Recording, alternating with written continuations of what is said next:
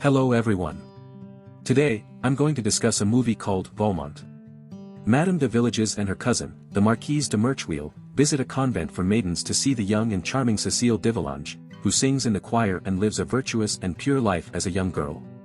Cecile is aware that her mother intends to arrange her marriage and asks Madame Merteuil to find out the name of her future husband. However, Madame de Villages refuses to reveal the name, as it was a request from the future husband himself.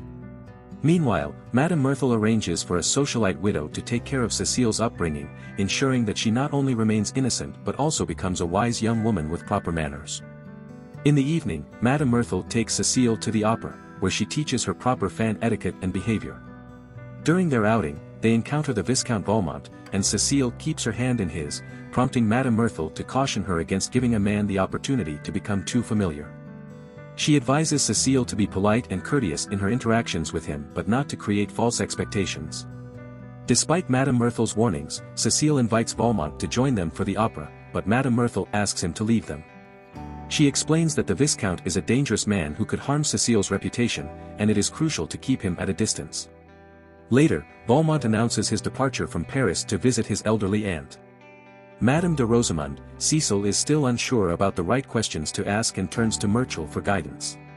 She asks if the man she met is her lover. That evening, Merteuil spends the night with Gercourt, and when he is about to leave, she inquires when they will meet again. Gercourt dismisses the question, explaining his busy schedule and lack of availability for future dates. A few days later, the nobles gather at Madame de Valina's house for a concert where Cecile will perform and play the harp. Cecile is aware that her fiancé will be among the attendees and asks Merteuil to discover his name. To her surprise, Merteuil reconnects with her cousin and realizes that the young Cecile's fiancé is none other than her lover, Gercourt. Gercourt pretends it's their first meeting, leaving Merteuil offended by his deception. She decides to leave the event early. Meanwhile, Merteuil visits the country mansion of the barons and encounters the elderly Rosamond, who falls asleep during a card game. At the same time, Valmont attempts to woo Madame de Tourvel, who remains faithfully devoted to her husband. Valmont is occupied with work in another city, and Tourvel patiently waits for him. During the visit to the Baron and Baroness, Valmont confesses his love to Cecile, but she rejects him. Overwhelmed by this rejection, Valmont throws himself into the water, alarming Tourvel and her servant, who come to his rescue. Finding Valmont unharmed, Cecile leaves the scene, and Valmont is left to swim back with the help of the servant as he starts to sink. Upon meeting Valmont again, Merteuil proposes that he return to Paris and seduce the young Cecile. She seeks revenge on her former lover, Gercourt, and believes that Valmont, a skilled womanizer, can fulfill the role and become the first man for Cecile. Merteuil is convinced that this plan will hurt Gercourt, as he values Cecile's innocence above all in their future together. Valmont's wife is flattered by the offer but ultimately refuses as he is deeply in love with the charming Madame de Tourvel. During dinner, Merteuil decides to instigate an open conversation with the married woman. She subtly hints at Valmont's affection towards her and observes the girl's reaction. The Baroness, Merteuil, and even old Rosamond admit that they wouldn't refuse a night with the handsome Valmont if given the chance. However, Tourvel, being a loyal wife, asserts the importance of decency and fidelity in her marriage. Merteuil is surprised that Valmont is attempting to pursue someone as modest as Tourvel and challenges him to abandon her, claiming he will never spend a night with Tourvel. To prove his confidence, Valmont proposes a bet: if he succeeds in his pursuit of Madame de Tourvel, Merteuil must spend the night with him, but if he fails, he will go to a monastery to repent his sins, symbolically covering himself in ashes. Later, when everyone retires to bed, Valmont sneaks into the Baroness's bedroom to spend the night with her. A couple of days later, Merteuil returns to Paris and meets with Cecile's mother. The mother is outraged by her daughter's behavior and reveals that she keeps secrets in her chiffonier. Madame de Volange opens it and discovers letters from Danceny, a man who has been teaching Cecile how to play the harp. Merteuil offers her help and communicates with Cecile to confirm the girl's love for her teacher.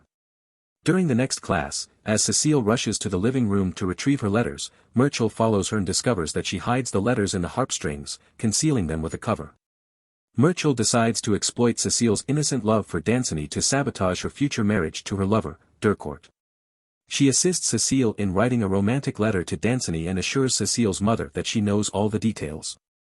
Madame de Valingas discovers how the teacher hides letters in the harp and promptly kicks him out of the house, much to her daughter's dismay. Undeterred, Merteuil continues her insidious plan by assisting the couple in maintaining their secret correspondence. She decides to orchestrate a meeting between them, advising Cecile on how to behave and suggesting they run away from home when she and her mother attend the opera.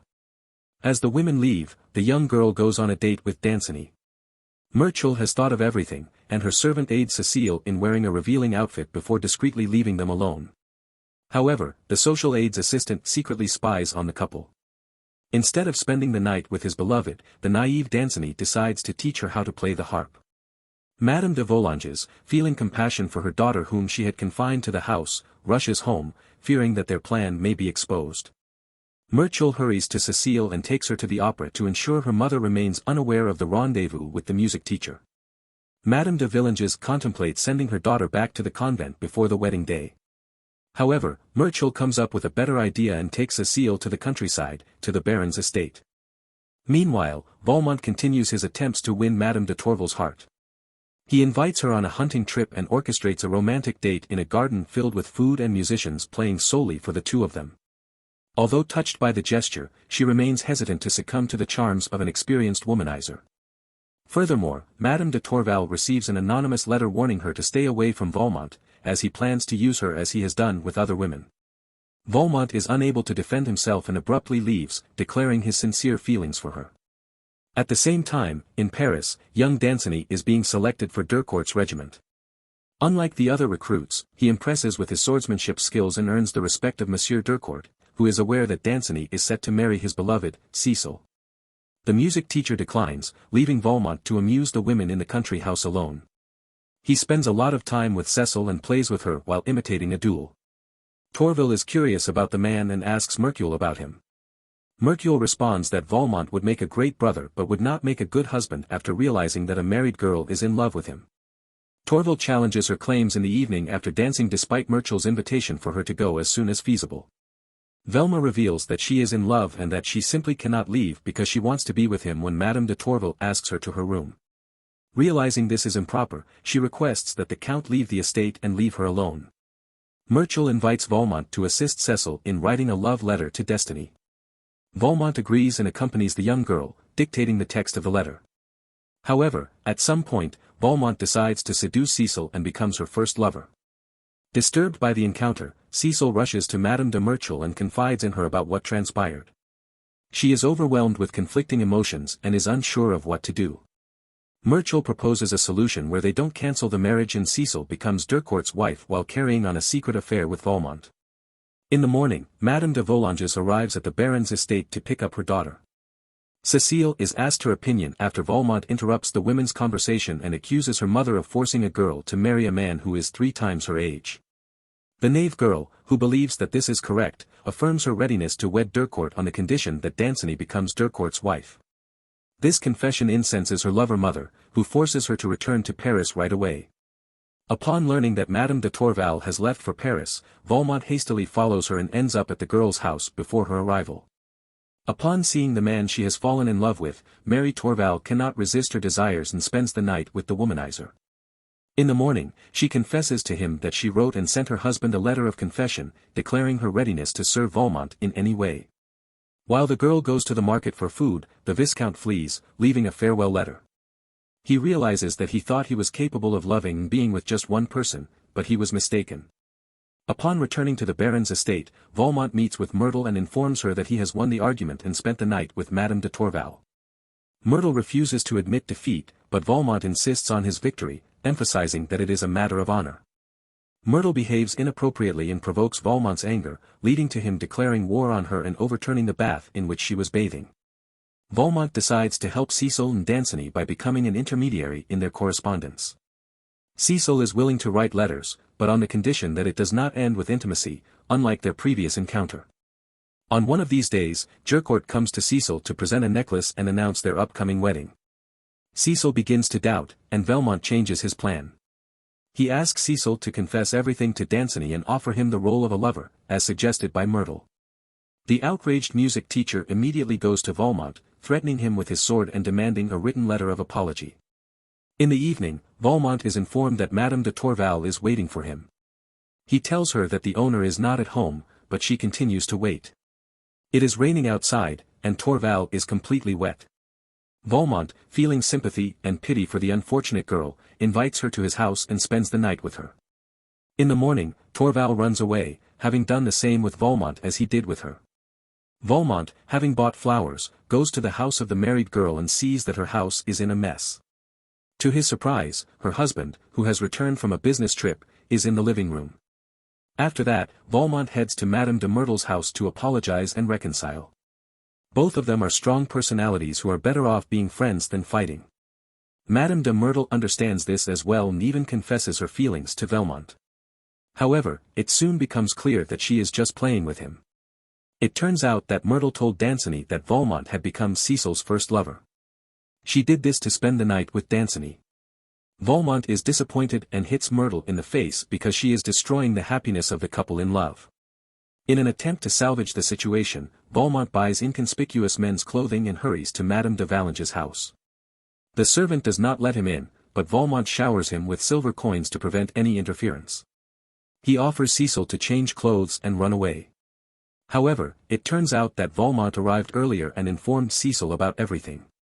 Cecile is not ready to run away and decides to become the wife of Danceny since Danceny betrayed her and his feelings for her.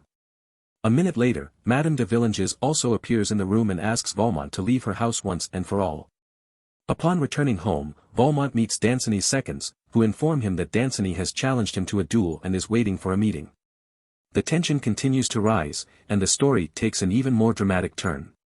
At night, Valmont goes to the nearest tavern and hires 3 drunkards to be his seconds for the upcoming duel. In the morning, he arrives at the meeting place drunk, which causes indignation from Danceny. Danceny refuses to fight with a drunken man, considering it beneath his dignity. The music teacher invites Valmont to ask for forgiveness and promises to accept the apology. Valmont is outraged by these words because he believes he did everything he could to help the lovers and sees no need to repent for his actions. In a fit of anger, Valmont attacks Danceny in his temporary seconds. The situation quickly spirals out of control, resulting in a fight. Tragically, the young music teacher kills Valmont. A couple of days later, the funeral of the notorious womanizer takes place, attended by all the women who have spent the night with him, except for Madame de Tourvel. Among the mourners, Cecile cries more than the others and confesses to the elderly Madame de Rosamond that she is expecting a child from Valmont. The next day, Cecile becomes the wife of Danceny at the royal court. Madame de Merteuil remains alone, looking at others with envy as they have found their partners while she has not. Madame de Tourvel, accompanied by her husband, visits Valmont's grave to bid farewell to the man she loved. And with this, the movie comes to an end, leaving us with a mix of emotions and reflections on the complexities of love and the consequences of our actions. Thank you for watching.